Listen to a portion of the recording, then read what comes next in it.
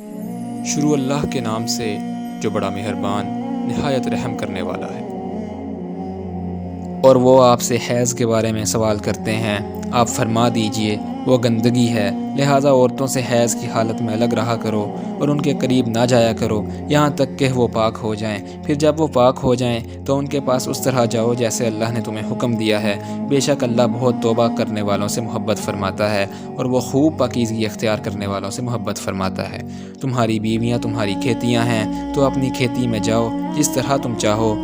اور اپنے لیے نیک اعمال آگے بھیجو اور اللہ سے ڈرو اور خوب جان لو کہ تم اس سے ملنے والے ہو، اور آپ ایمان والوں کو خوشخبری دے دیجئے۔ اور اللہ کے نام کو اپنی قسموں کے لیے آڑ نہ بنایا کرو کہ تم نیکی اور پرہیزگاری اور لوگوں کے درمیان صلح کی کوشش نہ کرو گے، اور اللہ خوب سننے والا خوب جاننے والا ہے۔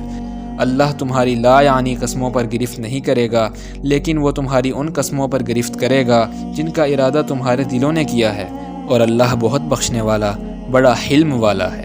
جو لوگ اپنی بیویوں کے پاس نہ جانے کی قسم اٹھا لیں ان کے لیے 4 مہینے کی مہلت ہے، پھر اگر وہ اس مدت میں رجوع کر لیں تو بے شک اللہ بڑا ہی بخشنے والا نہایت رحم فرمانے والا ہے، اور اگر وہ طلاق دینے کا پکا ارادہ کر لیں تو بے شک اللہ خوب سننے والا خوب جاننے والا ہے۔ اور طلاق یافتہ عورتیں اپنے آپ کو روکے رکھیں 3 مرتبہ حیض آنے تک،